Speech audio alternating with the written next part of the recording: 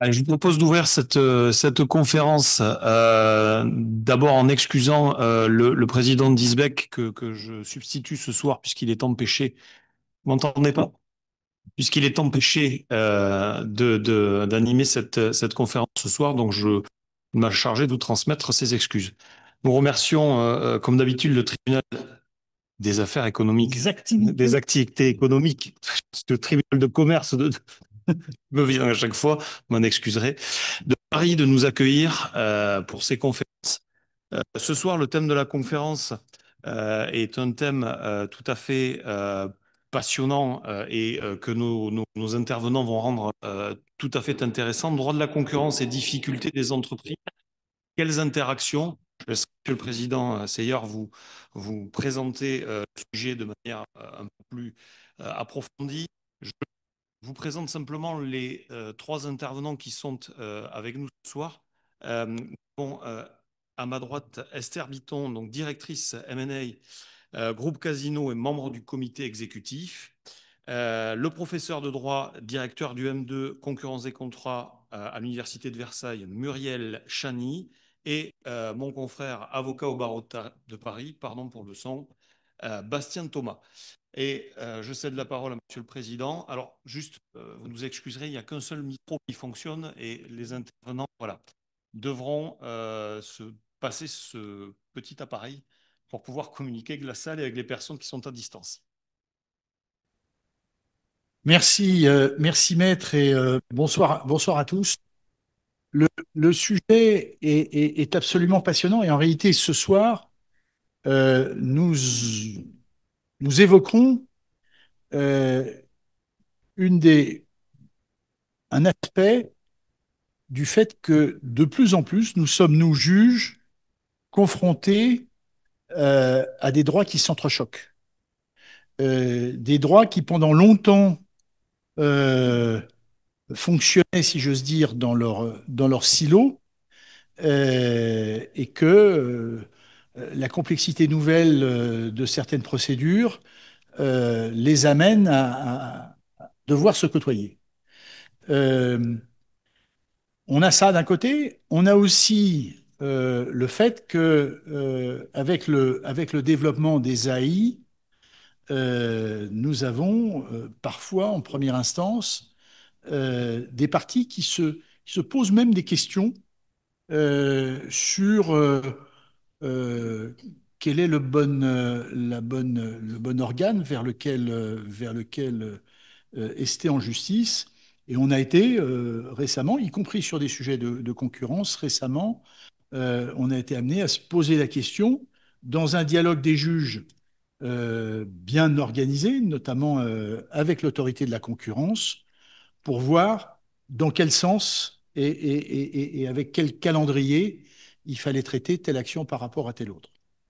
Et d'une certaine manière, de plus en plus, nous voyons des sujets qui, en plus, si ce n'est pas pris de façon précise, peuvent à la fin poser de véritables questions si l'enchaînement n'est pas vu correctement dès le départ, ça peut poser des véritables questions pour défaire des choses qui ont été faites et qui mettent en cause, et ce n'est pas notre souhait, vous vous en doutez, le principe de sécurité juridique.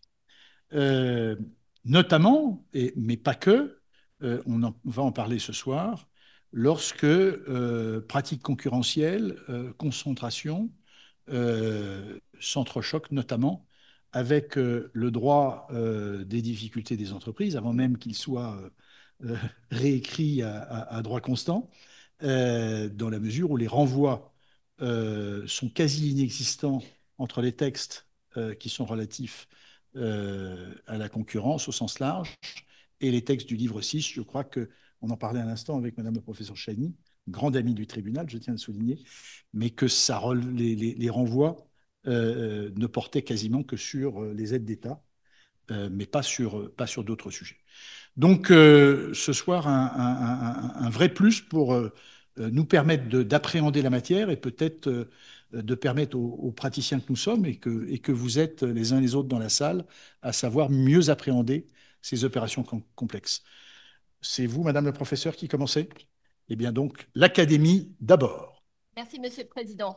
Bon, on peut peut-être essayer de le faire sans micro si besoin. Non? Ah oui, pour les gens qui sont à distance. Donc, la difficulté, ça va être qu'on va devoir se passer beaucoup le micro parce qu'on a prévu quelque chose d'un peu interactif. Alors, il est dangereux, mesdames, messieurs, de déjeuner avec Maître Antoine Disbecq. Alors, c'est peut-être pour ça qu'il n'est pas là ce soir, effectivement, puisque on en repart nanti d'une nouvelle conférence organisée par Droit et Commerce et qui plus est sur un thème fort délicat. Alors, néanmoins, je tiens à lui adresser mes plus vifs remerciements ainsi qu'à l'association Droit et Commerce, et ceci pour plusieurs raisons. Tout d'abord, le tribunal des activités économiques de Paris, Monsieur le Président, était incontestablement le lieu idoine pour accueillir cette manifestation parce que il est évidemment particulièrement au fait des difficultés des entreprises, mais il est aussi juge de droit commun de l'ensemble des droits de la concurrence et à l'origine de la création en ces murs des entretiens de la concurrence, dont la prochaine édition, la neuvième, aura lieu à la rentrée prochaine en concours avec la Cour d'appel de Paris et la Cour de cassation. Et donc, je suis à la fois très heureuse, effectivement, je suis amie de ce tribunal et honorée d'intervenir devant vous ce soir. Et puis également, j'interviens aux côtés d'une Dream Team que je vais avoir le plaisir de modérer. Quoi de mieux, que peut-on rêver de mieux quand on est universitaire que d'échanger avec d'un côté l'entreprise et de l'autre le palais pour une approche pratique, pragmatique des thématiques. Enfin et surtout, le sujet qui nous réunit ce soir est essentiel du point de vue économique et donc d'un point de vue juridique aussi, parce que le droit, il ne faut pas l'oublier, est au service de l'économie. Cela nous a d'ailleurs incité, avec mon ami Philippe Roussel-Gall, à initier une réflexion conjointe sur le droit de la concurrence et droit des entreprises en difficulté. Mais malheureusement, ce sujet est aussi d'une grande actualité. Nul besoin d'insister sur les difficultés que connaissent les entreprises, conduites selon les cas, à rechercher un accord de conciliation, le soutien d'une procédure de sauvegarde ou encore à faire l'objet nolens-volens d'une procédure collective. Dès lors, se pose la question de savoir quel accueil le droit de la concurrence, que l'on qualifie souvent d'impérialiste, va réserver à ces difficultés, dans quelle mesure il va accepter de les prendre en compte. Alors à première vue, le pessimisme est de mise, parce que la concurrence postule la sélection des meilleures entreprises et par conséquent la disparition des moins efficaces. Les difficultés dans cette perspective que peuvent rencontrer les opérateurs les moins efficaces, les moins performants, ne sont finalement que le juste résultat des lois de la concurrence. La loi du marché est dure, mais c'est la loi, au moins pour les gardiens du temple concurrentiel que je représente un peu ce soir, si j'ose dire. Enfin, un peu. Mais il y a plus de gardiens de l'ordre concurrentiel que moi dans la salle. Euh, alors, pire encore, le droit de la concurrence, lorsqu'il aboutit au prononcé de sanctions très, très, très élevées, peut lui-même être à l'origine de difficultés financières pour les entreprises. Mais en même temps, permettre le maintien sur le marché d'entreprises malgré une défaillance passagère peut avoir des effets pro-concurrentiels parce que cela permet de conserver sur le marché un nombre suffisant d'opérateurs. La nuance, dès lors, est peut-être de mise et de même qu'une vision plus optimiste, d'autant que le droit de la concurrence, c'est l'une de ses marques de fabrique et pragmatique. Pour éprouver cette idée, tout en restant dans le temps imparti, bien sûr, enfin, nous allons essayer, il a fallu faire des choix. Même si le droit des pratiques restrictives de concurrence ou encore la théorie prétorienne, la construction prétorienne de la concurrence déloyale aurait pu faire partie des débats, le choix a été fait de se focaliser sur trois thématiques majeures. Et nous allons commencer, si vous le voulez bien, par le droit des pratiques anticoncurrentielles qui, je l'ai indiqué tout à l'heure, infligent aux entreprises participant à une entente ou commettant un abus de position dominante de lourdes sanctions. Alors, précisément, se pose la question de savoir dans quelle mesure le droit des pratiques anticoncurrentielles va tenir compte, éventuellement, des difficultés de l'entreprise qui a commis une infraction lorsque celle-ci fait l'objet d'une procédure de sauvegarde, de redressement, voire de liquidation, si on met les choses au pire. Et donc, Esther, vous avez eu, dans la période récente, Esther Bitton, mais on va utiliser nos prénoms ce soir, ce sera plus simple, vous avez eu l'expérience d'une enquête de concurrence qui était diligentée alors que l'entreprise à laquelle vous appartenez faisait l'objet d'une procédure de sauvegarde. Est-ce que vous pouvez nous en parler? Alors effectivement, je dirais pour démarrer que le droit de la concurrence ne prend pas du tout en compte la question des difficultés des entreprises au stade de l'enquête. C'est quelque chose qui intervient bien plus tard en matière de pratique concurrentielle, c'est-à-dire au moment de l'imposition de la sanction. Or, dès le début de l'enquête, on sait que l'entreprise, notamment quand il s'agit d'une société cotée, on sait très bien que l'entreprise est impactée par une enquête de concurrence, je dirais pour deux raisons. La première raison, elle est évidente, elle est liée aux sanctions importantes qu'elles peuvent générer. Et ça veut dire que quand on est une entreprise cotée, déjà fragilisée, il va falloir communiquer sur l'existence d'une enquête qui peut bien sûr avoir des impacts financiers et donc des effets de déstabilisation sur le cours de l'entreprise. Ça, c'est le premier point. Et le second point, c'est que ça peut également avoir un impact en termes de confidentialité, puisque ces enquêtes nécessitent l'intervention d'enquêteurs nombreux, d'absorption de données très conséquentes, alors que vous pouvez, par exemple, être au stade de la préparation d'une procédure de sauvegarde, et que par définition, quand vous êtes toujours une société cotée, au stade de la préparation du dépôt d'une procédure, c'est une information qui n'appartient, je dirais, qu'à un nombre très restreint, finalement, de personnes dans l'entreprise. Donc, c'est les deux enjeux que vous pouvez avoir au stade de l'enquête. Ensuite, au stade de la sanction, moi, je n'ai pas eu à le vivre puisque nous avons obtenu une annulation de l'ensemble des opérations de visite et saisie et nous n'avons pas été condamnés. Mais c'est évident qu'au stade de la sanction, il y aura là encore une zone de frottement, puisque compte tenu des difficultés de l'entreprise, vous savez que la sanction est assise sur le chiffre d'affaires. Or, une entreprise, je prends le cas d'un groupe de distribution, peut avoir un chiffre d'affaires assez conséquent et des difficultés économiques, excusez-moi, tout aussi importantes. Voilà. Merci beaucoup. Alors, je vais maintenant me tourner et passer le micro à Bastien, si le micro veut bien arriver jusqu'à lui.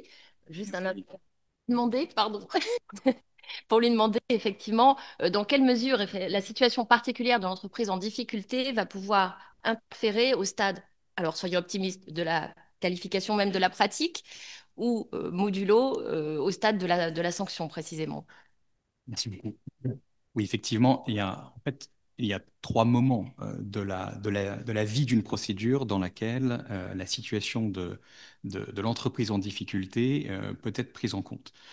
D'abord, au stade de la qualification, de la qualification de la pratique, le moment où l'autorité de concurrence va établir si l'entreprise s'est rendue coupable de pratiques. Alors, d'entente le plus souvent, il est rare que les entreprises en position dominante se retrouvent un jour en situation de difficulté.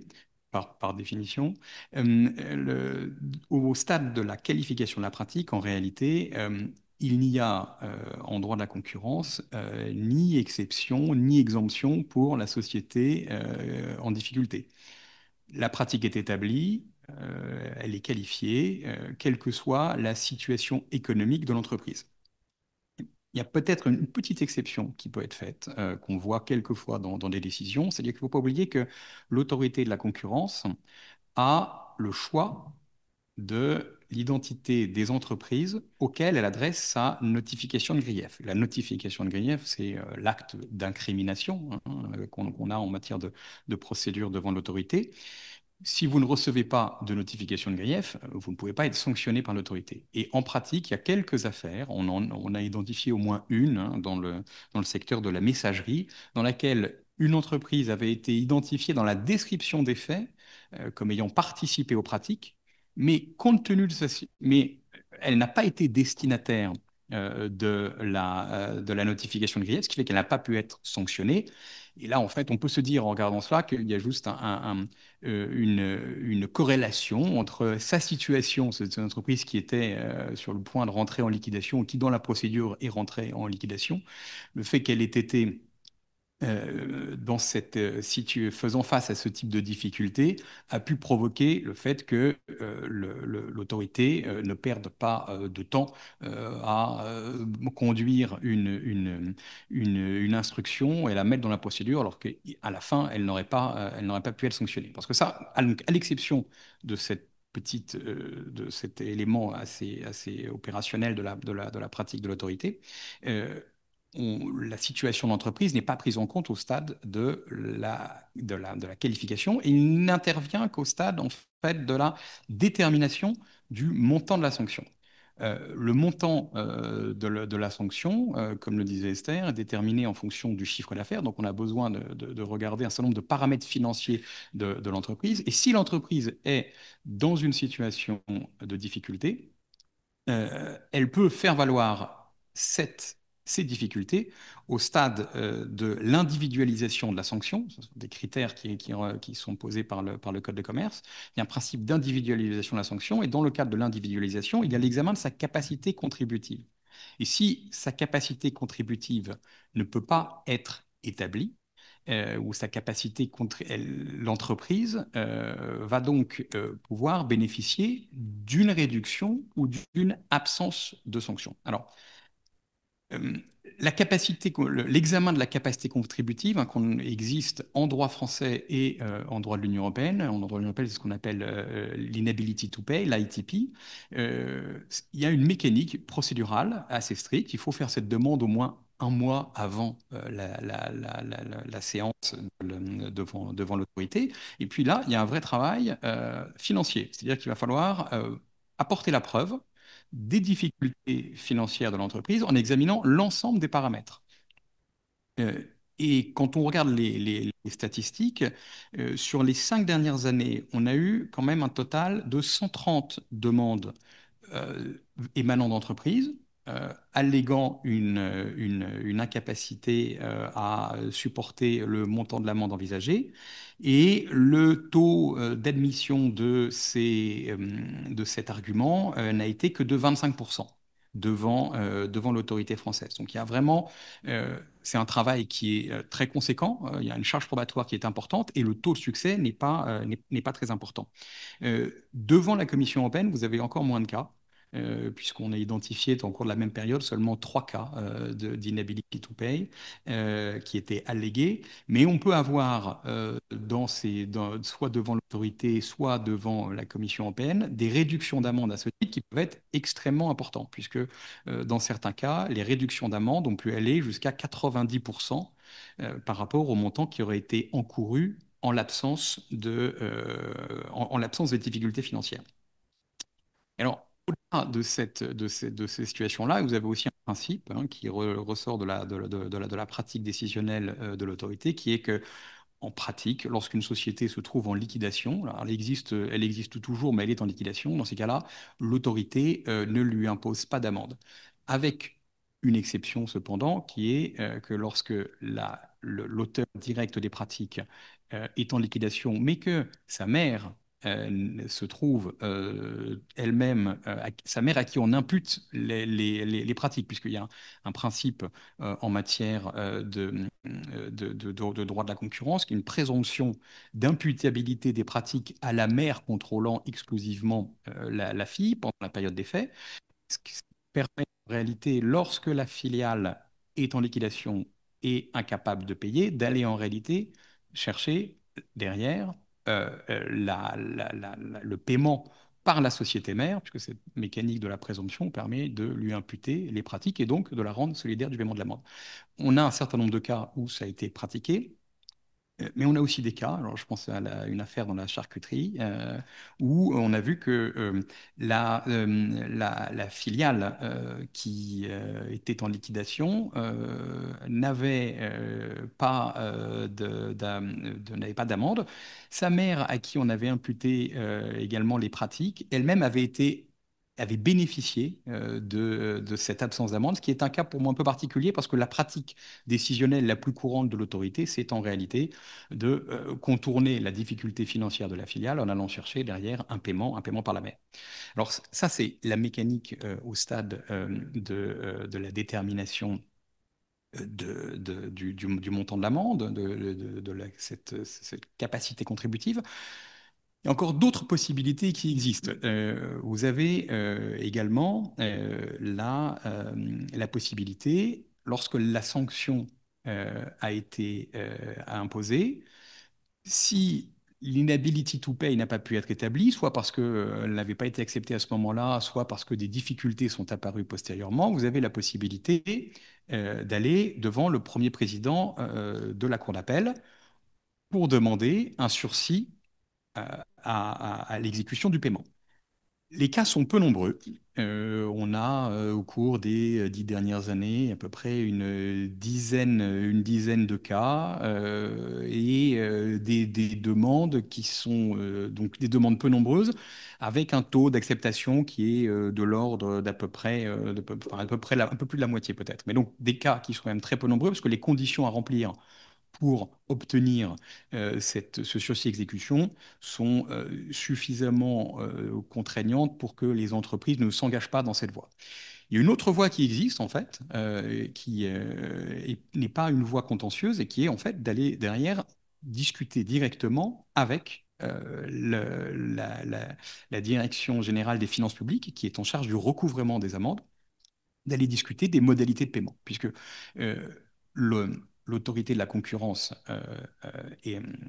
a imposé cette amende. Ensuite, le dossier est transféré à la DGFiP, et c'est la DGFiP qui est chargée de l'exécution de l'amende et qui donne 2 mois à l'entreprise pour payer. Et là, au cours de ces 2 mois, au moment où on reçoit le titre de perception, on a 2 mois pour ouvrir une discussion avec les services de la DGFiP et espérer obtenir un aménagement du paiement de l'amende.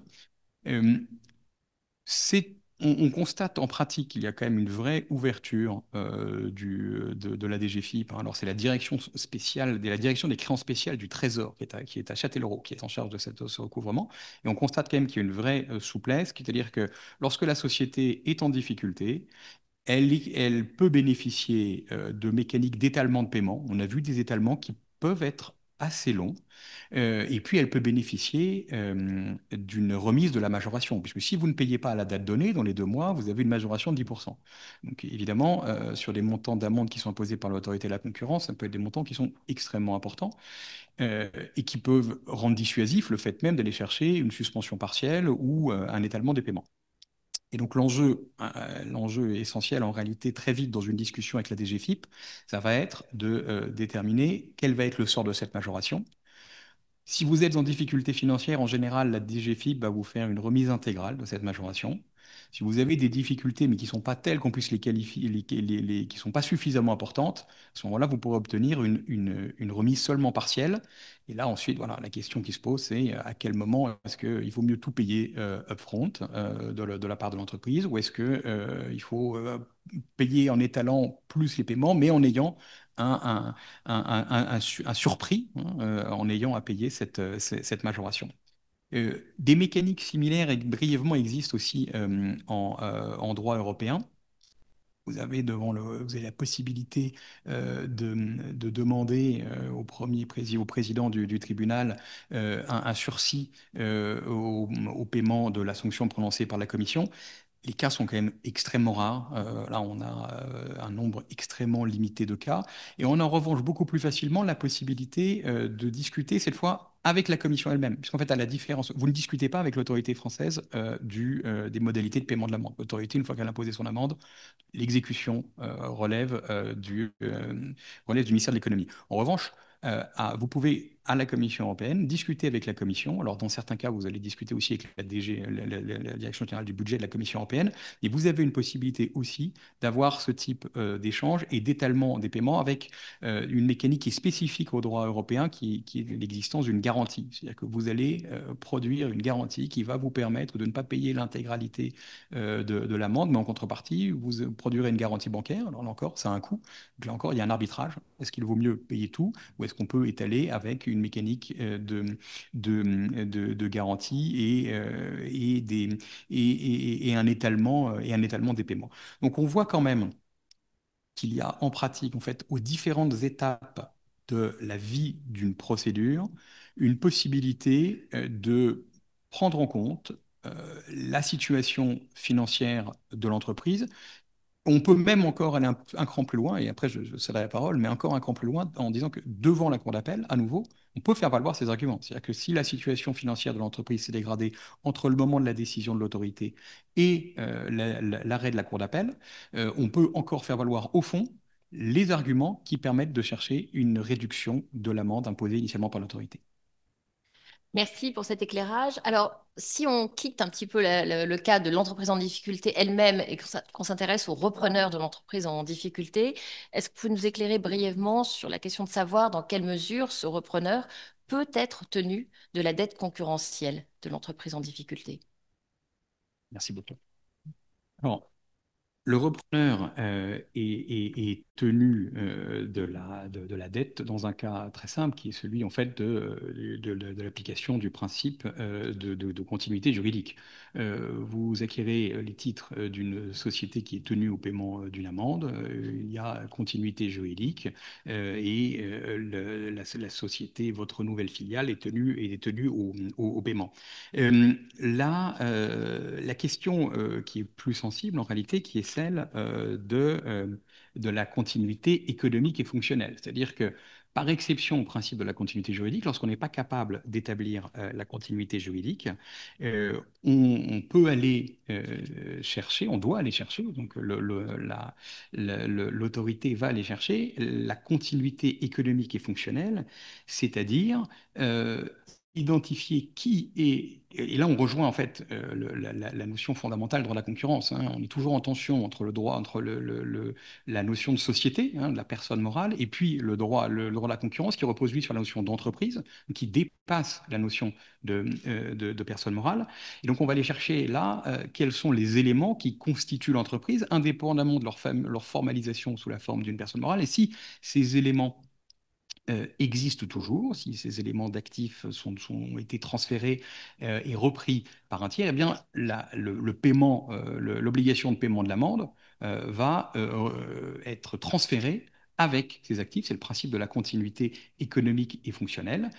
Mais on est quand même là, en général, quand même plutôt dans des cas qui sont assez exceptionnels, puisque le plus souvent, on va se retrouver dans des situations de continuité juridique.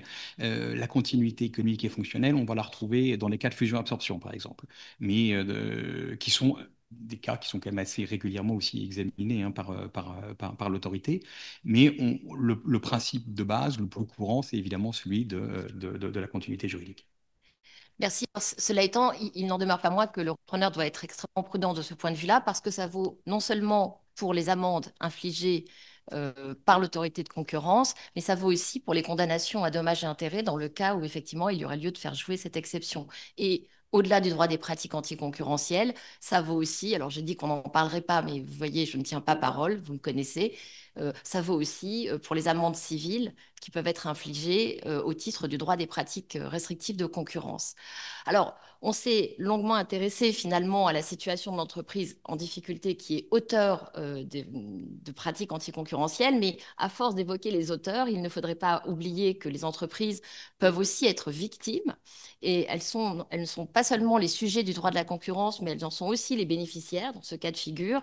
Et donc, je vais passer la parole à Esther en lui demandant si elle peut évoquer cet aspect à la lumière d'affaires récentes dont elle a pu avoir l'expérience.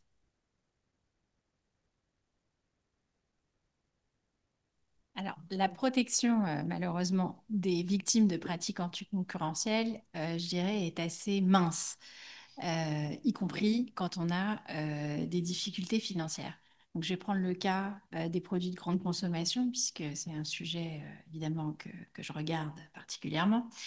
Ça fait environ une quinzaine d'années, les spécialistes me corrigeront, mais je pense que ça fait une quinzaine d'années que les produits de grande consommation sont à la une très régulièrement des plus grosses décisions de sanctions, notamment de l'autorité de la concurrence.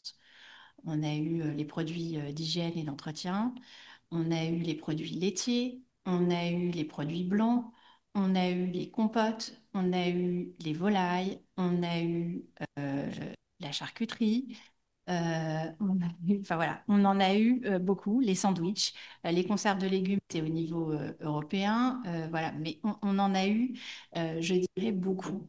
Et c'est vrai que les rayons des grands distributeurs ont été victimes, je dirais, de beaucoup d'ententes anti-concurrentielles. Alors, face à ça, les entreprises et toutes, je dirais, tous les distributeurs hein, ont eu un peu une politique de poursuivre systématiquement en dommages-intérêts leurs fournisseurs pour essayer d'obtenir réparation du préjudice subi. Alors peut-être déjà un premier point. Le premier point, c'est que c'est assez difficile de démontrer, notamment quand on est une entreprise en difficulté, que la pratique concernée nous a impacté plus que les autres. Parce que le réflexe d'une juridiction commerciale, c'est de dire, bah, au fond, les prix ont augmenté partout. Et donc, vous, entreprise en difficulté, vous n'avez pas subi un préjudice, je dirais, propre ou un préjudice complémentaire lié aux difficultés que vous vivez. Alors là-dessus, je dirais, moi, je suis fondamentalement pas d'accord. Pourquoi? D'abord parce que quand vous êtes une entreprise en difficulté, vous n'avez pas la possibilité de lisser les hausses de prix que vous subissez, ce qui fait que c'est beaucoup plus visible pour votre client. Dès que vous avez une hausse de prix, les sujets financiers sont tellement sensibles que vous n'avez pas la possibilité de répercuter cette hausse, je dirais, de façon progressive. Vous êtes obligé de la répercuter de façon instantanée. Quelque chose qui est assez difficile à démontrer, évidemment, parce que c'est pas parce que vos concurrents ont augmenté leur prix 3 semaines après que vous allez pouvoir facilement démontrer le report de clientèle qui s'est opéré et vous n'avez pas non plus la possibilité de démontrer facilement que l'augmentation de prix s'est appliquée exactement au même moment pour tous les distributeurs, qu'il n'y a pas eu des effets de stock, etc. C'est un préjudice qui est extrêmement difficile à démontrer, mais qui est évident pour une entreprise en difficulté. Le deuxième sujet, c'est que notamment quand vous êtes distributeur, mais c'est valable, je donne cet exemple, mais c'est bien sûr valable pour d'autres, quand vous êtes une entreprise en difficulté, vous êtes souvent très exposé à certains fournisseurs qui, bien sûr, vont avoir un poids dans la discussion avec vous beaucoup plus grand que quand vous êtes une entreprise plus importante. Je prends le cas de la marque distributeur. La marque distributeur, elle est fabriquée, vous le savez, par des grands industriels, hein, et c'est simplement une licence de marque et qui permet d'apposer la marque distributeur. Et donc, dans la marque distributeur, si vous êtes très exposé à un fournisseur qui est cartellisé, bien entendu, vous allez complètement vous dépositionner en prix et vous allez vous dépositionner en prix sur un marqueur, puisque la marque distributeur est un marqueur de prix important pour les consommateurs.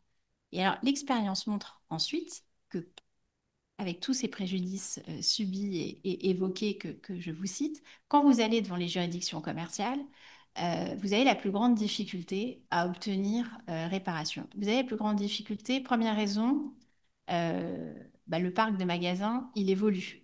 Donc, le périmètre des demandeurs évolue. Donc déjà, vous passez 3 ans de procédure parce que vous avez rajouté tel magasin, que ce magasin, entre-temps, il a été cédé, donc que vous n'avez plus capacité à agir au nom de ce magasin. Ce qui est la vie de toute, voilà, de toute entreprise. Donc vous perdez beaucoup de temps là-dessus. Ensuite, vous venez avec des études économiques, et puis c'est étude contre étude, je dirais.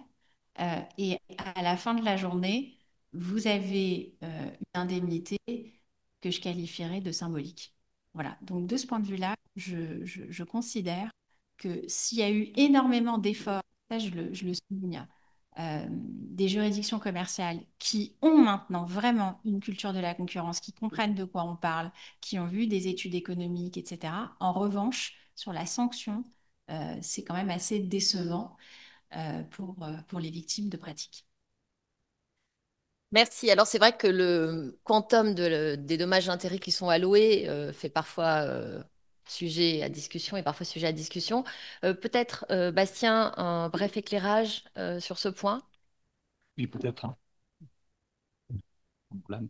Peut-être un bref éclairage effectivement sur la situation de l'entreprise en difficulté qui derrière va chercher donc la réparation du préjudice subis. Il y a eu une affaire assez récente, qui est une affaire très notoire, qui est l'affaire Apple, l'une des affaires Apple, notamment cette affaire concernant la revente de produits Apple par des revendeurs qui s'étaient trouvés, selon eux, évincés du fait d'un certain nombre de pratiques d'Apple, pratiques sanctionnées par l'autorité de la concurrence. Elle-même réformée, décision réformée ensuite par la Cour d'appel, mais dont au moins une partie avait subsisté. Sur ce fondement, le revendeur, qui lui, entre-temps, était parti en liquidation, est allé chercher réparation du préjudice subi devant le tribunal. Et dans cette affaire, donc, qui est un arrêt d'il y a quelques mois, le tribunal a considéré que la situation, il y avait bien une faute, hein, ce qui était la pratique anticoncurrentielle qui avait été sanctionnée par l'autorité.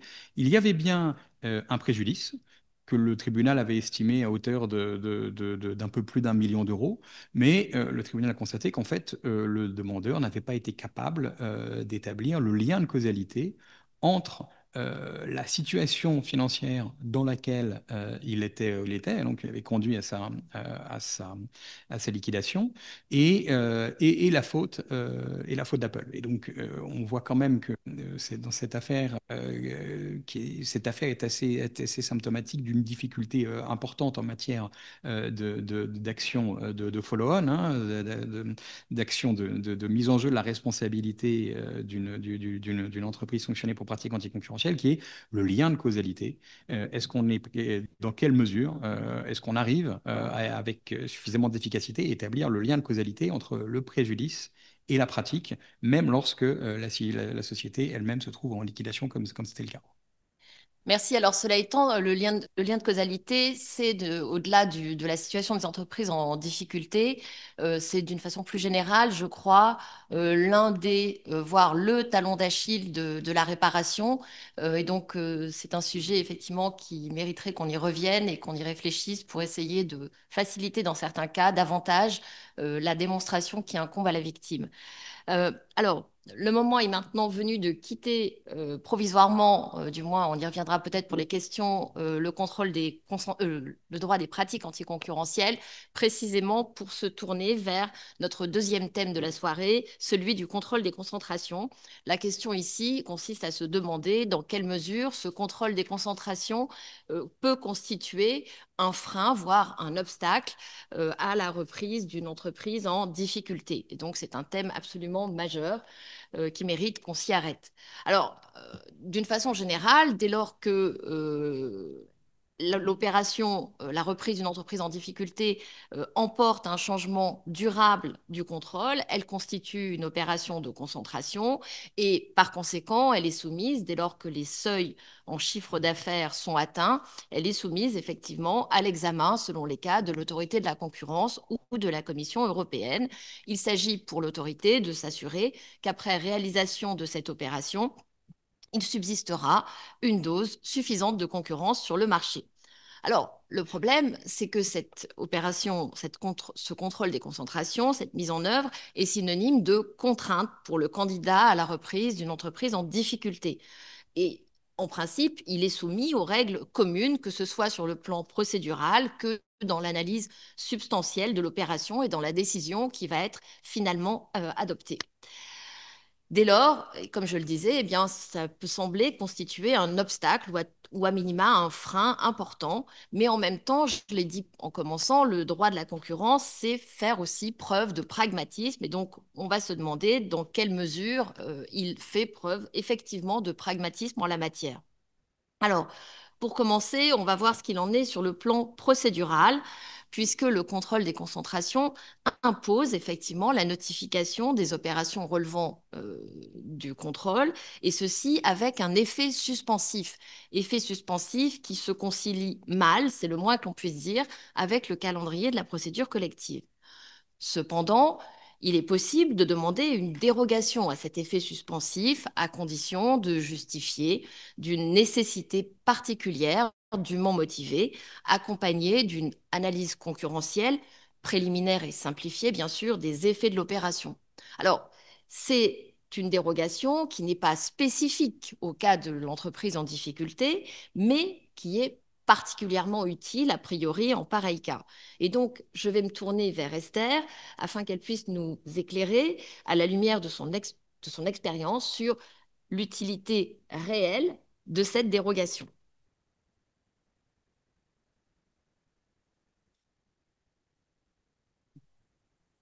Effectivement, vous l'avez évoqué, donc la dérogation, c'est une mécanique purement procédurale, effectivement très utilisée par les entreprises en difficulté, qui permet, et de ce point de vue-là, on peut saluer l'autorité, d'obtenir une dérogation permettant effectivement la reprise de l'entreprise en difficulté dans l'attente d'une analyse au fond.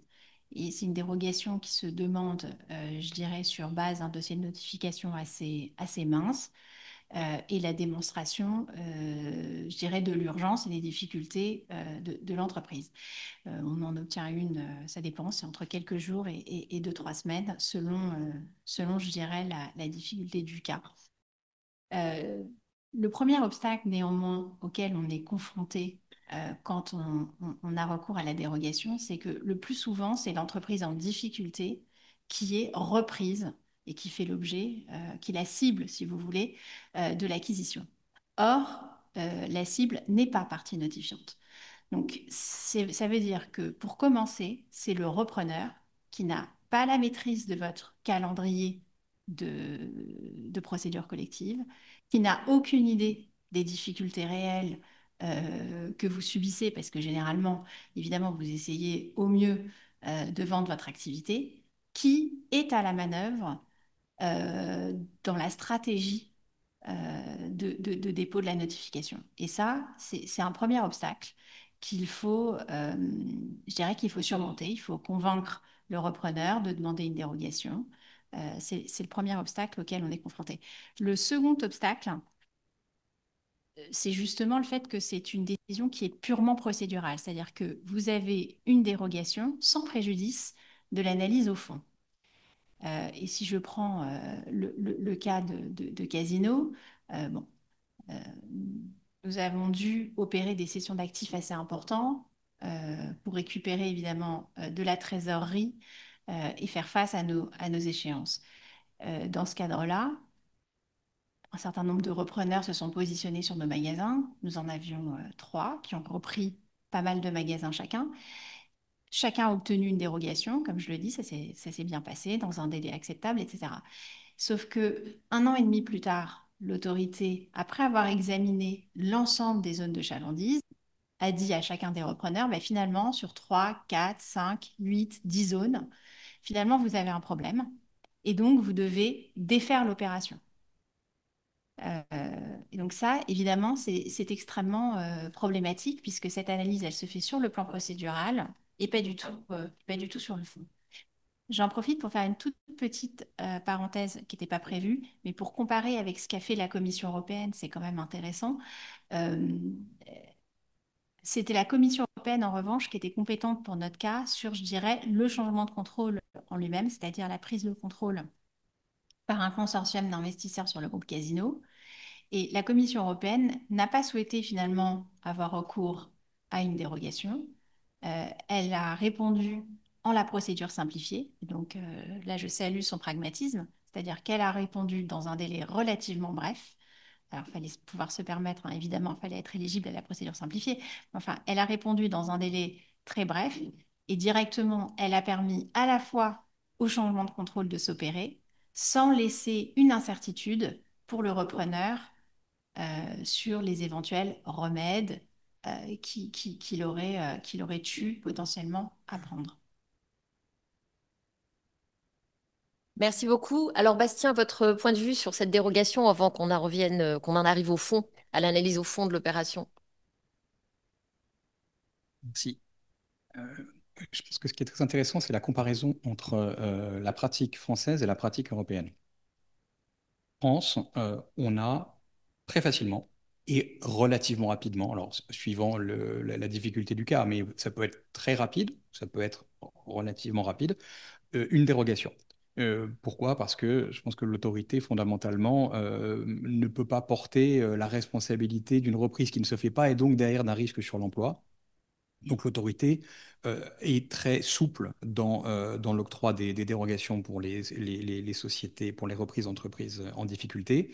Dans le cadre d'une procédure de redressement judiciaire, mais également dans le cadre de l'homologation d'un protocole de conciliation, on obtient assez facilement cette dérogation. À la Commission européenne, il y a beaucoup moins de dérogations. Il y en a une cinquantaine depuis 20 ans. Ça fait à peu près 2 par an. Alors, pour les cas qui sont publiés, il s'agit toujours, il n'y a eu qu'un seul refus. Mais en fait, ce que fait la Commission européenne, c'est, comme le disait Esther, de plutôt instruire plus rapidement de mener son instruction sur le fond plus rapidement plutôt que d'octroyer une dérogation. Parce que si vous allez chercher une dérogation devant la Commission européenne, en réalité, là, c'est quand même beaucoup plus lourd. D'abord parce que la décision de dérogation, devant l'autorité, c'est une lettre d'une page. Devant la Commission européenne, c'est, suivant les cas, suivant la difficulté de vos cas, c'est quasiment une décision sur le fond. Et donc, vous avez déjà une étape de première notification de la demande de dérogation qui est proche du contenu d'un formulaire de notification. Donc, ça peut être avec une analyse des effets, donc ça peut être quelque chose d'assez lourd. Et puis, par ailleurs, vous avez une spécificité européenne qui ne se pratique pas en France, qui est la possibilité de demander la nomination d'un mandataire. C'est-à-dire que la Commission européenne va vous demander de pratiquer un rôle séparé, donc vous allez maintenir séparé, vous allez prendre le contrôle des activités, mais vous n'allez pas en fait pas vraiment prendre le contrôle. Vous en aurez la propriété. Il va falloir que l'activité que vous allez acquérir continue de vivre sa vie de façon autonome. Vous allez juste pouvoir lui apporter un soutien financier dans la mesure nécessaire pour lui permettre de continuer son activité et de rester viable. Mais pour le reste, vous n'allez pas pouvoir véritablement prendre le contrôle économique de l'opération et votre intervention dans cette société qui est devenue votre filiale, mais qui ne l'est pas vraiment, va se faire sous le contrôle d'un mandataire. Donc on a un niveau de contrainte en droit européen qui est quand même beaucoup plus important. Alors, il ne s'agit pas de tous les cas, il s'agit d'un certain nombre de cas, mais il s'agit quand même de contraintes qu'on ne retrouve pas en l'état en droit français. Et juste pour ajouter 2 mots sur ce terrain-là, une difficulté particulière qu'on peut rencontrer, c'est le cas où on reprend à deux une société qui est en difficulté. Quand on reprend à deux une société qui est en difficulté, on a non pas à notifier devant l'autorité française ou devant la Commission européenne, mais on peut avoir à notifier devant un certain nombre d'autorités dans le monde, parce que dans ces cas-là, ce qu'on va retenir, c'est le chiffre d'affaires des entreprises qui prennent le contrôle. Même si vous achetez une entreprise de petite taille qui est sous les seuils français, le simple fait que vous soyez avec 2 grands groupes suffit à ce que vous ayez à notifier cette opération, y compris dans des pays où la cible n'est pas active, puisque vous avez des pays qui ont des contrôles des concentrations qui sont conçus sur le système. Et donc là, toute la difficulté, c'est de réussir. Et ces pays-là n'ont pas forcément de dérogation eux-mêmes. Et donc là, la question à laquelle vous êtes confronté, c'est est-ce qu'on est capable d'obtenir une décision sur le fond devant ces pays dans un délai qui est compatible avec le calendrier de la procédure collective, ou bien est-ce qu'on se dit, OK, eh bien, on va ne pas tenir compte de cette obligation-là, mais ce qui est très compliqué, parce que par ailleurs, une entreprise peut avoir des activités dans ce pays, pas vouloir prendre le risque de se voir derrière infliger une amende ou d'avoir un risque réputationnel ou de dégrader la relation avec l'autorité locale. Donc l'existence de la dérogation, quand on compare avec des pays où il n'y a pas de dérogation, est quand même aujourd'hui une véritable... Et la façon dont c'est pratiqué par l'autorité est quand même aujourd'hui une véritable sécurité. C'est évidemment améliorable, mais c'est quand même une véritable sécurité. Et j'ajouterai juste un dernier point, c'est qu'on a maintenant en plus, au-delà du contrôle des concentrations, une thématique similaire en matière de contrôle d'investissement étranger. Le contrôle d'investissement étranger est un autre contrôle, qui est un contrôle qui est mené par le Trésor, dans lequel aujourd'hui il n'y a pas de disposition qui prévoit la dérogation. Donc il va falloir, et aujourd'hui ça se passe plutôt bien parce que le Trésor est assez réactif, le Trésor lui-même fait comme la Commission européenne, c'est-à-dire qu'il va instruire plus rapidement votre dossier et vous rendre une décision sur le fond dans un délai qui est compatible avec la procédure collective. Mais là, on est on dépend de la bonne volonté du Trésor, on dépend de la capacité du Trésor à rendre sa décision dans un délai qui est contraint, on dépend de ses ressources, et puis on dépend aussi du fait qu'il ne faut pas que l'opération pose un problème. Mais aujourd'hui, l'absence de dérogation en matière de contrôle des investissements étrangers est une fragilité du système. Alors il y a un rapport il y a quelques jours de l'Assemblée nationale qui ouvre la voie éventuellement à une possibilité de meilleure prise en compte des interactions entre les procédures collectives et le contrôle d'investissement étranger. Voilà que ça puisse aller jusqu'à l'existence d'une dérogation comme elle existe en matière de contrôle des concentrations. Merci. Alors, on voit que le sujet est en constante construction. Le moment est à présent venu de quitter la procédure stricto sensu pour évoquer l'exception de l'entreprise défaillante. Alors, comme son nom l'indique, cette fois-ci, on est face à un mécanisme qui est spécialement conçu pour faciliter la reprise d'entreprises en difficulté. Puisqu'en substance, de quoi s'agit-il? Eh bien, cela permet à une autorité de concurrence, ça peut se faire en France ou également devant la Commission, hein, d'autoriser une opération de manière pure et simple, sans condition, alors même que cette opération peut affecter la concurrence dès lors que l'entreprise cible est vouée à disparaître. Alors, est-ce que pour autant, parce que ça a été pensé spécialement pour les entreprises en difficulté, est-ce que c'est la panacée? Rien n'est moins sûr parce que pour que cette exception très exceptionnelle, comme son nom l'indique, puisse jouer, il faut que la partie notifiante rapporte la preuve de 3 conditions cumulatives qui sont qui sont même très exigeantes, disons le mot. Et donc, cela aboutit à ce que cette exception a été soit appliquée extrêmement parcimonieusement.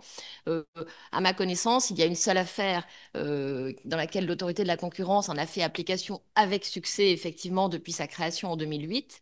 Eh bien, c'est l'affaire But Conforama. Ensuite, il y a eu d'autres affaires dans lesquelles cette théorie a été discutée, mais n'a pas été accordée. Alors, elle peut ne pas être accordée, mais néanmoins influencer l'analyse de l'opération par la suite. Mais en tout cas, stricto sensu, elle n'a pas été accordée. Alors, que faut-il pour que cette exception ait vocation à jouer? Ben, il faut établir pour commencer que les difficultés rencontrées par l'entreprise aboutiraient, en l'absence de reprise, à sa disparition rapide. Alors, disons les choses, ce n'est pas la condition la plus difficile à satisfaire, surtout en présence d'une procédure collective.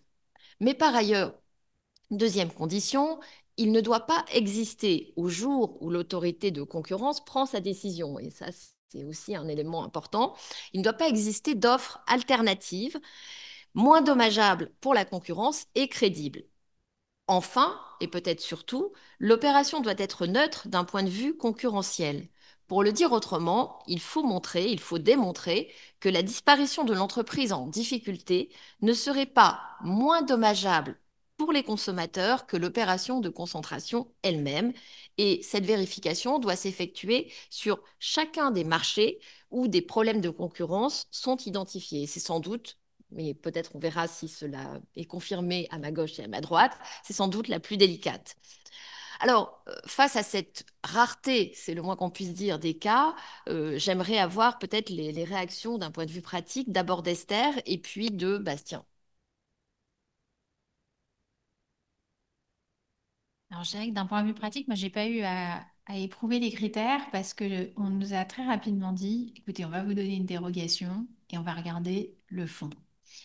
Moi, le sentiment que j'ai, c'est que l'autorité de la concurrence ne souhaite pas appliquer cette exception, ou souhaite vraiment l'utiliser que dans certains cas. Et je trouve ça regrettable pour tous les effets que j'évoquais précédemment. C'est-à-dire que quand on est dans un cas où les remèdes sont possibles, bon, déjà on peut réaliser l'opération, c'est un premier bon point. Donc c'est le cas de toutes les entreprises qui peuvent céder des activités locales ou qui ont des branches d'activités qui posent problème et qui sont facilement cessibles. Néanmoins, ça vous pose un problème, et je le redis vis-à-vis du repreneur, parce que vous réduisez votre capacité à trouver un repreneur quand le repreneur sait qu'il va être confronté à ce problème d'incertitude pendant un certain temps de l'activité qu'il va pouvoir conserver ou à contrario céder. Peut-être sur les critères, moi j'ai un point sur les critères qui me choque. et là pour le coup l'autorité n'y est pour rien, mais c'est un point qui me choque, c'est le critère de l'offre alternative au jour de la décision.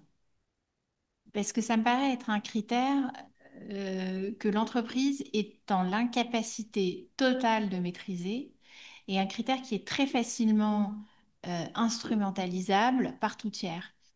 Au moment où vous déposez votre dossier et vous faites l'argument de l'entreprise défaillante, il est fort possible que vous n'ayez pas d'offre concurrente sous la main. Et c'est probablement pour ça que vous déposez une offre avec tous les enjeux concurrence potentiels qu'elle contient.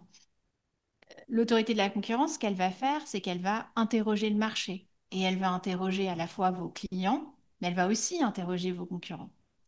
Et là, le concurrent va immédiatement savoir que pour faire échec à une opération, bah, il lui suffit de dire que bah, il aurait bien formulé une offre concurrente. Et comme le critère s'apprécie au jour de la décision, euh, vous avez vraiment un nœud là pour l'entreprise et pour le repreneur. Merci. Alors, Bastien, Merci. Sur cette exception d'entreprise défaillante, je pense qu'effectivement, on partage tous le même constat du fait que c'est une possibilité jurisprudentielle qui n'est quasiment pas appliquée parce que les critères sont trop stricts. Alors, je voudrais juste un tout petit point par rapport à ce que vous disiez tout à l'heure, Muriel. Il y a effectivement l'affaire But Conforama, mais il y a aussi un tout petit morceau de l'affaire Jouet Club, dans lequel un magasin avait été. Mais voilà, on est vraiment dans l'exception. On reste totalement dans l'exception. Et la difficulté, en fait, la Commission européenne en a elle-même conscience, hein. Alors, elle a lancé il y a quelques jours une grande enquête destinée à engager la réforme des lignes directrices en matière de contrôle des concentrations. Et l'une des questions de cette grande enquête est précisément du fait de savoir si les critères de la théorie de l'entreprise défaillante sont trop stricts. Mais le point qui nous semble quand même un peu compliqué, c'est que la Commission ouvre ce sujet de débat, qui est un sujet légitime, mais en laissant penser qu'en réalité, il ne s'agit que d'une possibilité pour elle-même d'amender sa propre pratique, sauf que les critères, ils viennent de la jurisprudence. Ils viennent de la jurisprudence Kelly-Unsals en 1998. Ils ont été repris ensuite en France par le Conseil d'État. Mais dans la mesure où la réforme du contrôle des concentrations européens et des analyses des effets se fait à droit constant, la jurisprudence va poser un obstacle très important pour une approche plus souple de la part de la Commission européenne sur cette théorie d'entreprise défaillante. Donc on a quand même là une vraie limite, c'est-à-dire qu'on voit que, ce qu'on dit tout à l'heure, c'est que procéduralement, on a des avancées qui sont très substantielles, mais que sur le fond, on reste quand même avec une approche qui est très restrictive. Et alors, on n'aura sûrement pas le temps de parler d'aide d'État, mais il y a quand même juste un point d'analogie, de comparaison, c'est que on voit qu'en matière d'aide d'État, quand on est dans une situation de crise, que ce soit une situation individuelle ou une situation de crise sectorielle, eh bien, il y a une forme de souplesse à chaque fois en matière d'aide d'État qui fait que on ouvre les vannes, la Commission est plus rapide, elle est plus souple et elle permet des soutiens aux entreprises dans le cadre de son analyse de ces aides, alors qu'en revanche, en matière de contrôle de concentration, à aucun moment on a vraiment vu au cours des différentes crises qu'on a connues, que ce soit en 2008 ou que ce soit en 2020 au moment du Covid, une approche plus souple sur le contrôle des concentrations. Et ça, c'est vraiment pour moi une difficulté et fondamentalement en matière de politique concurrence, une interrogation qu'on peut avoir sur la légitimité. Est-ce qu'on soit aussi restrictif d'un côté et puis aussi ouvert de l'autre? oui, alors c'est vrai que pour l'affaire Jouet Club, moi j'ai fait l'autre lecture, c'est-à-dire qu'effectivement, j'ai plutôt regardé l'autre aspect de la décision, c'est-à-dire pour laquelle il a fallu prendre des engagements et qui témoignent effectivement ce que j'indiquais, que parfois quand l'exception ne joue pas stricto sensu, elle interfère en revanche dans la suite donnée à l'opération de concentration, elle induit une certaine souplesse, une forme de pragmatisme de plus fort. Alors, précisément, pragmatisme encore, mais spécifique au droit français, même si on en parle par ailleurs en ce moment du côté de l'Union européenne, en tout cas c'est parfois murmuré, au moment du transfert à l'autorité de la concurrence du pouvoir décisionnel en matière de contrôle des concentrations en 2008, le choix a été fait de préserver une possibilité d'intervention au pouvoir politique, au ministre de l'économie, donc pour des motifs d'intérêt général autres que le maintien de la concurrence. Et donc, parmi les motifs qui sont susceptibles d'être invoqués, figure de manière non exhaustive, je cite, le développement industriel, la compétitivité des entreprises en cause au regard de la concurrence internationale, ou encore la création ou le maintien de l'emploi. Donc, ce pouvoir d'évocation qui est ouvert au ministre de l'économie n'a pas été conçu pour les entreprises en difficulté. Mais il peut être utilisé dans cette hypothèse, et c'est d'ailleurs dans une telle hypothèse qu'il a été utilisé. C'est l'affaire William Saurin, enfin c'est l'affaire de la reprise des actifs de William Saurin par Cofigeo, puisque dans cette affaire, l'autorité de la concurrence avait adopté une décision d'autorisation de la concentration, mais l'avait assortie d'une injonction structurelle, donc une injonction de devoir céder une marque et un site de production. Et le ministre de l'économie a alors fait le choix d'évoquer l'affaire en considérant que ces cessions qui étaient imposées par l'autorité de la concurrence étaient de nature à menacer la viabilité de l'opération et faisaient peser un risque important de conséquences significatives sur l'emploi. Cela l'a conduit à adopter une décision en 2018 dans laquelle il a autorisé la concentration, mais sans aucune cession d'actifs, sous réserve en revanche d'un engagement qui était relatif au maintien de l'emploi au sein du groupe. Alors, il reste que cette affaire, c'est un peu l'arbre qui cache la forêt, ou plus justement l'exception qui confirme la règle, parce que ce pouvoir d'évocation est utilisé de manière très, très, très exceptionnelle. Alors, en principe, nous avions prévu d'évoquer le contrôle des aides d'État que Bastien a déjà mentionné. Peut-être peut-on en dire quelques mots en essayant d'être extrêmement rapide. Donc, bah, les choses sont simples. D'un point de vue concurrentiel, euh, une remise de dette et ou un étalement progressif de dette au profit d'une entreprise en difficulté peut constituer un avantage concurrentiel très substantiel pour l'entreprise par rapport à ses rivaux sur le marché.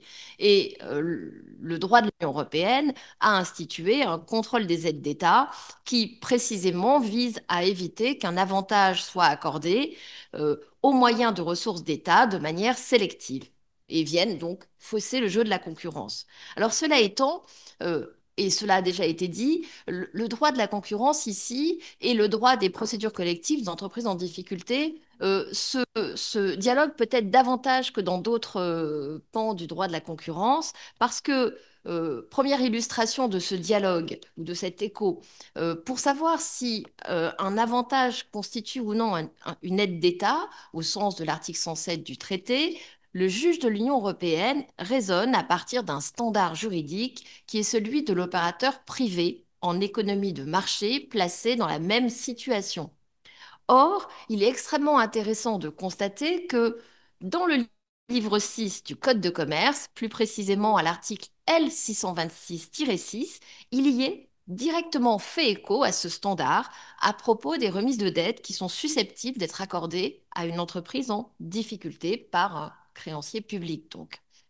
Et puis, par ailleurs, autre marque de pragmatisme du droit de la concurrence, il y a certes un principe d'interdiction, d'incompatibilité des aides d'État avec le marché commun, mais ce principe est assorti de dérogations. Alors, précisément, la question qu'il faut se poser, c'est y a-t-il des dérogations possibles lorsque le récipiendaire d'une aide d'État est une entreprise en difficulté?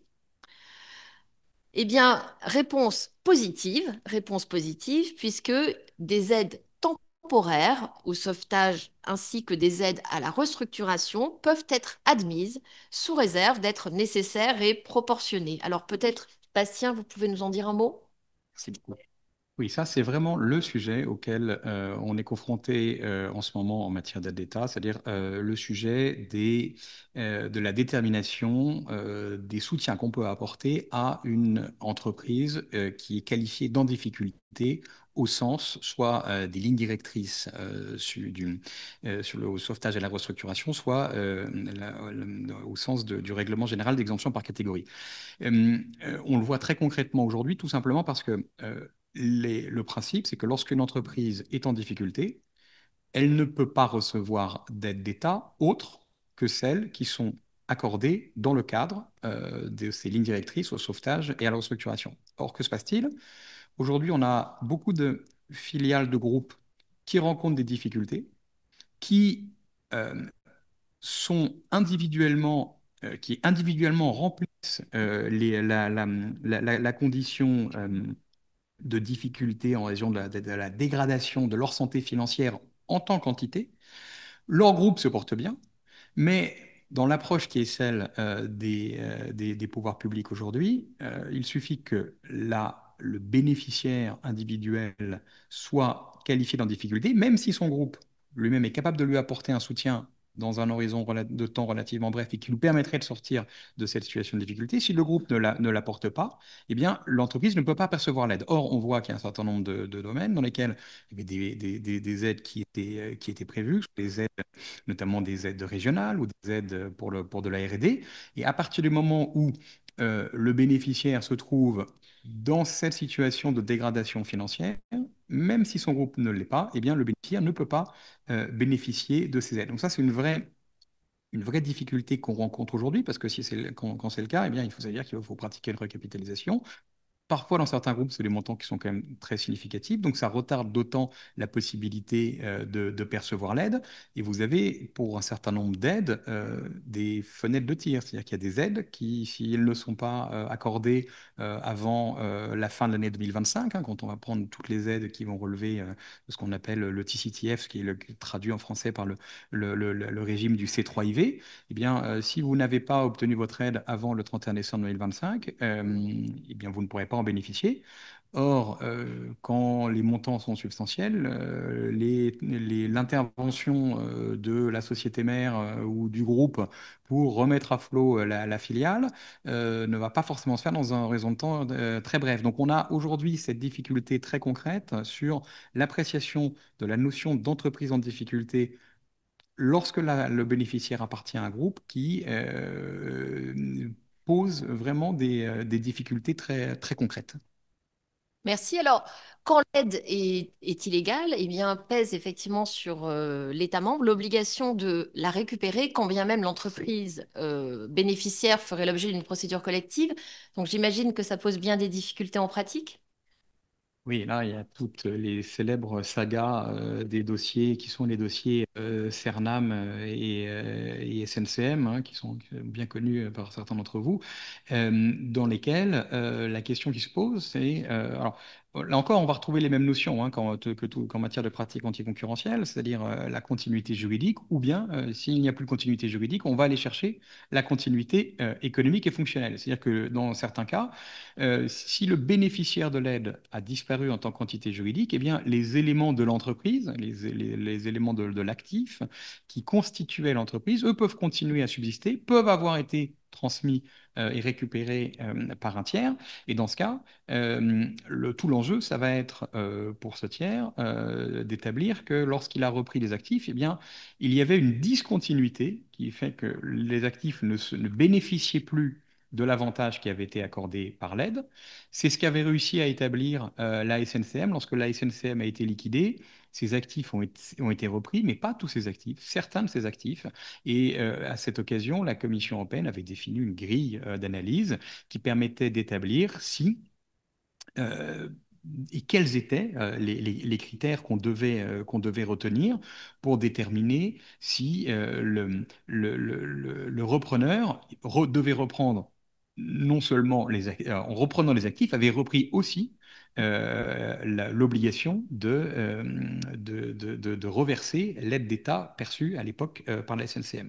Donc parmi ces critères, on va retenir l'objet du transfert, le prix de cession, est-ce que c'était un prix de marché ou pas, l'identité des parties, est-ce que le repreneur avait un lien ou pas avec l'ancienne entreprise contrôlante, le bénéficiaire, le timing de l'opération, qu'il y a une proximité temporelle entre les différentes étapes, et puis globalement la logique économique de l'opération.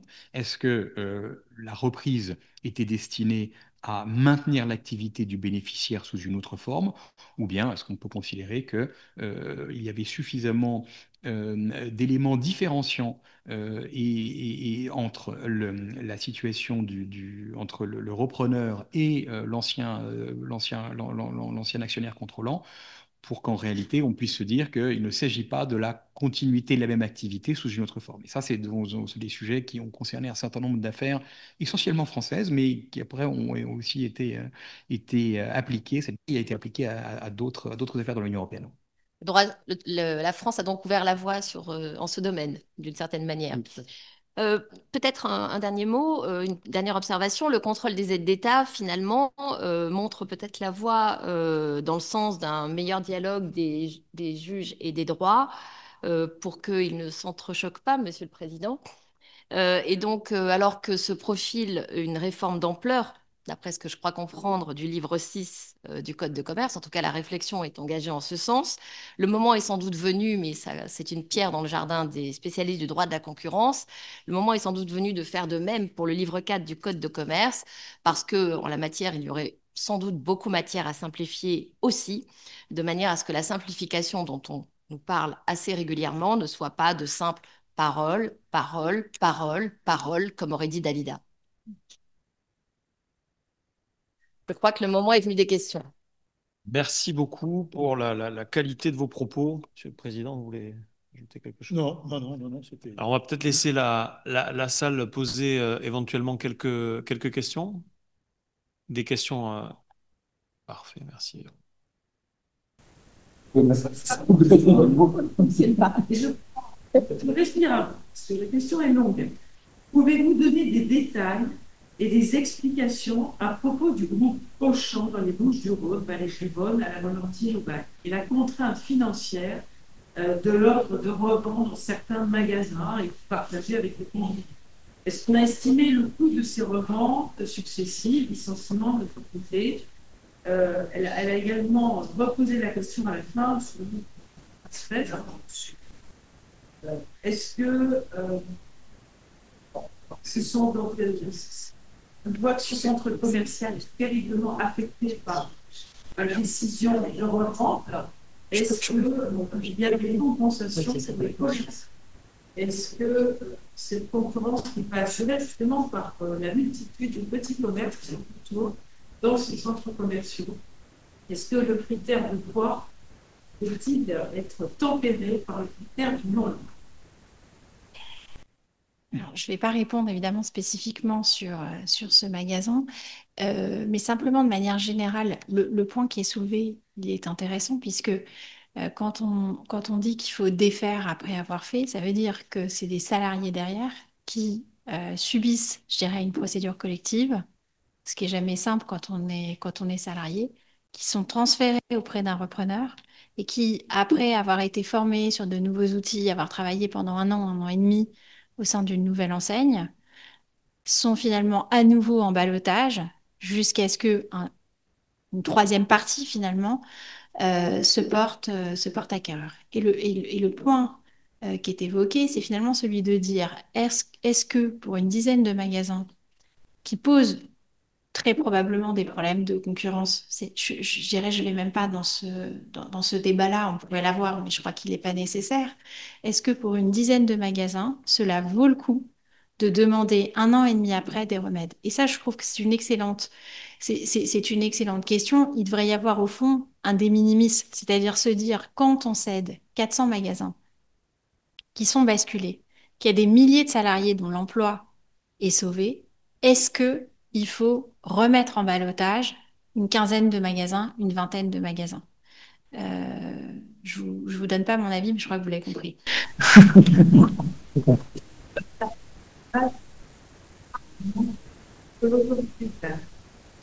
C'est un compliment soumis devant lui, est-ce qu'en quelque sorte, elle peut être une sorte de...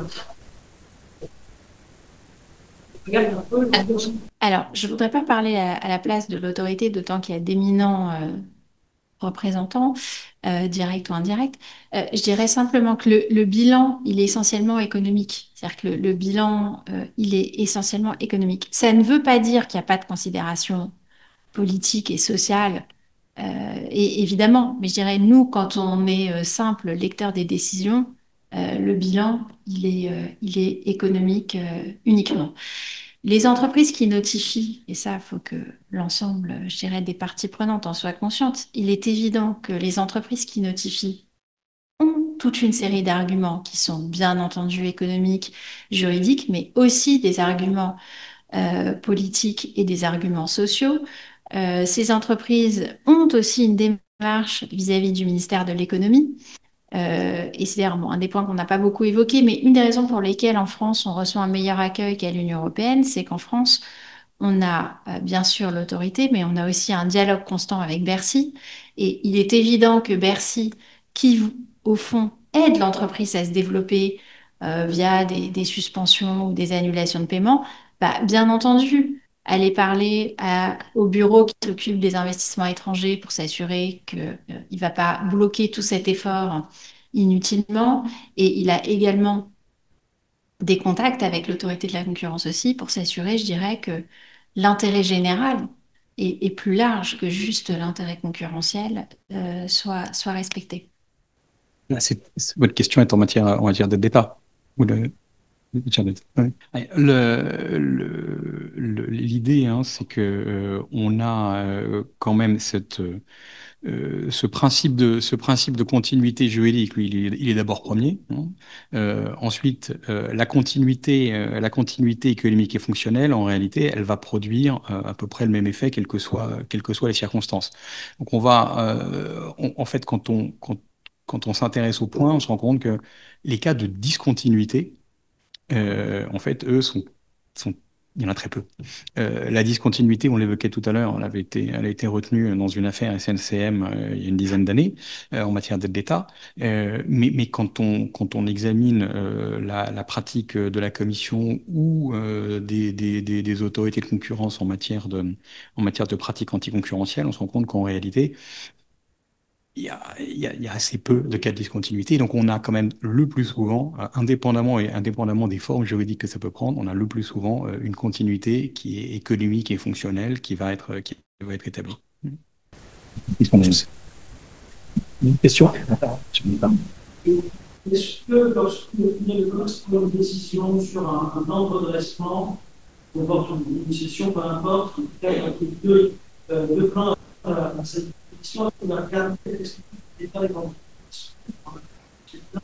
pour juger la validité de ce plan, d'une part, et d'autre part, est-ce que une décision d'homologation d'un plan qui est prise par le tribunal de commerce a une influence éventuelle sur une décision de la commission? Est-ce que si le tribunal de commerce a validé un plan, la commission de dire oui, c'est un plan qui a été validé, donc quand je fais mon analyse de la compatibilité des textes, je prends en considération l'analyse économique qui a été faite par le tribunal de commerce.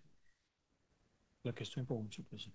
Alors, sur la première question, on n'a pas pour habitude, effectivement, de regarder précisément la question par rapport aux aides d'État. Et en vous répondant, je raisonnais tout haut et je me dis que si on est notamment, comme c'est de plus en plus le cas, et ça va s'étendre, sur une logique de classe de parties affectées, et que le créancier public est dans une classe particulière, et qu'à cette classe particulière, on est amené par le jeu subtil des dérogations, auxquelles nous sommes de plus en plus attentifs, à demander un effort plus grand qu'à un autre, je pense que ça rentrera en ligne de compte, en tout cas des conseils et vraisemblablement du tribunal lorsqu'il statuera. Sur la deuxième question, je ne suis pas sûr d'être compétent pour répondre. Maître Thomas, peut-être vous voulez.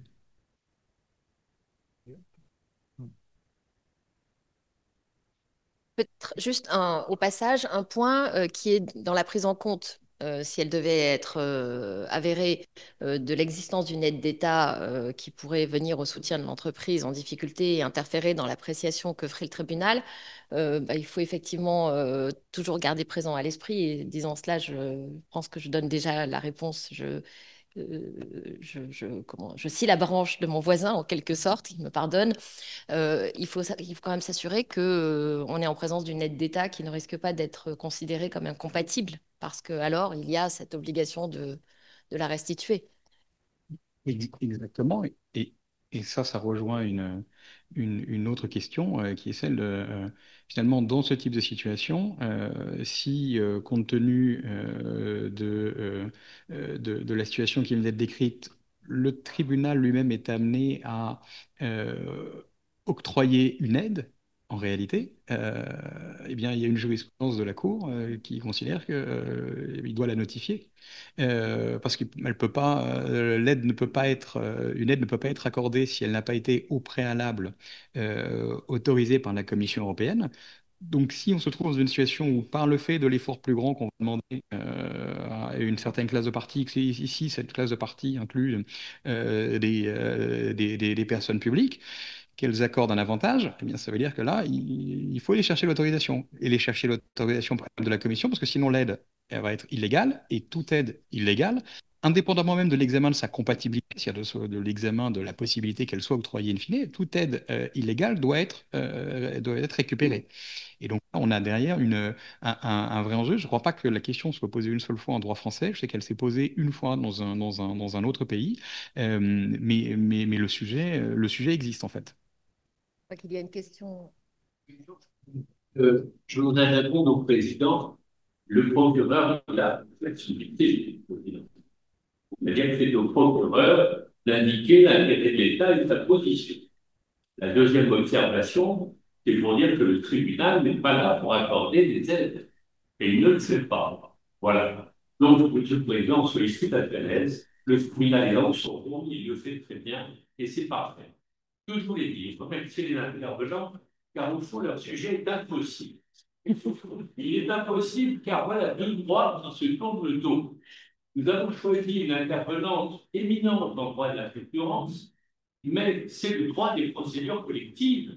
Et en réalité, c'est bien français. Voilà deux droits qui se tournent le dos, qui s'ignorent. Comme souvent, par exemple, le droit des contrats et le droit des procédures collectives, le droit de la concurrence et le droit des entreprises en entreprise. Le traitement du temps dont vous avez parlé, c'est le traitement de la durée, ce n'est pas personne. Le traitement de la durée est totalement incompatible, il faut dire avec force. Et donc, on en est réduit à des bouts de ficelle. Ça, c'est la première observation. La deuxième observation, le traitement des aides d'État est une mascarade.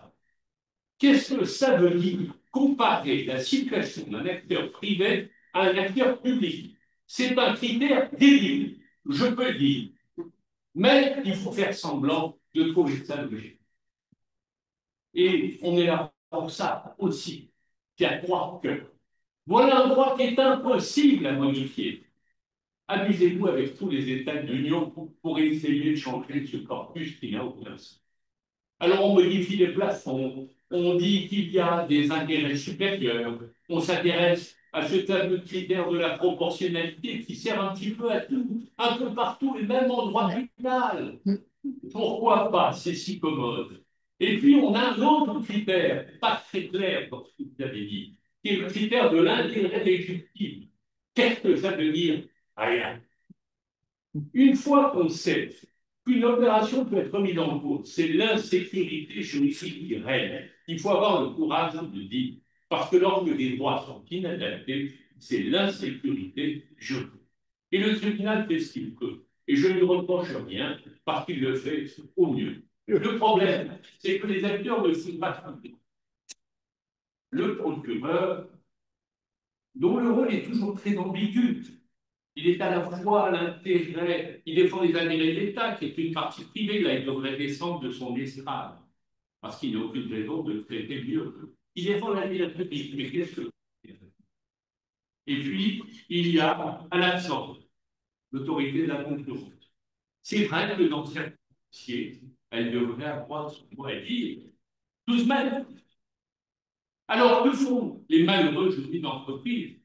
Bien, ils jouent avec ces notions, ils font comme ils veulent. Que font les malheureux qui doivent traiter ces dossiers d'État? Ils font comme ils veulent. Et je dis que c'est dommage. Alors, on va aboutir à quoi? À une énième loi sur la simplification tributaire, 872 pages, et qui va nous instaurer encore la simplification à la française, c'est-à-dire 14 sortes de sauvegardes, 18 redressements judiciaires, tout en nous disant qu'on va regrouper la prévention définitive. On va aboutir à une prévention A, une prévention B, une prévention B'. Voilà. Ça fait 50 ans que je fais ça. J'en ai un peu marre. Il fallait quand même que je fasse un petit cri en la qualité d'ancien président de cette noble association. Voilà, monsieur le président. Alors, je vais me permettre de répondre en vous disant qu'impossible n'est pas français. Et donc, et je dis chiche parce que précisément, je crois qu'il y a matière à s'y atteler et peut-être à montrer la voie en France à l'Union européenne, parce que parfois la France peut servir de modèle. Et je reviens sur ce que je disais tout à l'heure, autrement dit sur une réflexion qui serait une réflexion croisée entre le livre 6 et le livre 4 du Code de commerce. Je crois qu'il y a matière à faire des choses. Et précisément, ça va me permettre de faire de la publicité pour un beau colloque qui a eu lieu à Nanterre, à l'université de Nanterre, il y a quelque temps, sur le dialogue entre le livre 6 et les autres livres du Code de commerce. Figurez-vous qu'il y a une audacieuse euh, qui a proposé précisément dans les perspectives d'amélioration possible dans le dialogue entre deux droits qui effectivement se parlent assez peu, de prévoir dans une certaine mesure que l'autorité de la concurrence puisse être consultée dans certaines affaires. Donc je dis chiche. On y travaille ensemble et peut-être que cette juridiction est le lieu parfait pour cela. Bien, je vous remercie. Je pense qu'on va mettre un terme, enfin un terme, nous pourrons prolonger les échanges lors du cocktail. Il me reste évidemment à remercier nos intervenants, Madame le professeur Chani, Madame Esther Bitton et Maître Bastien Thomas pour la qualité des propos, des échanges. On a bien noté que la véritable difficulté d'articulation entre les deux intérêts protégés par ces ordres publics, ces institutions, on a noté ces zones d'incertitude fortes, notamment pour le repreneur en procédure collective. Je note quand même que vous avez terminé vos propos sur un début de communication et deux mondes qui sont pas hermétiques et qui vont dans le sens de ce que demande le président Teboul et qu'il appelle de ses voeux. Il y a a priori des réflexions en ce sens et c'est très bien. Donc, merci à tous les trois. Je remercie également une nouvelle fois Monsieur le Président du Tribunal des activités économiques de Paris de nous avoir reçus. Et il me reste à vous rappeler la date de la prochaine conférence qui est le 15 septembre 2025 et à vous proposer de prolonger nos échanges lors du cocktail. Merci beaucoup.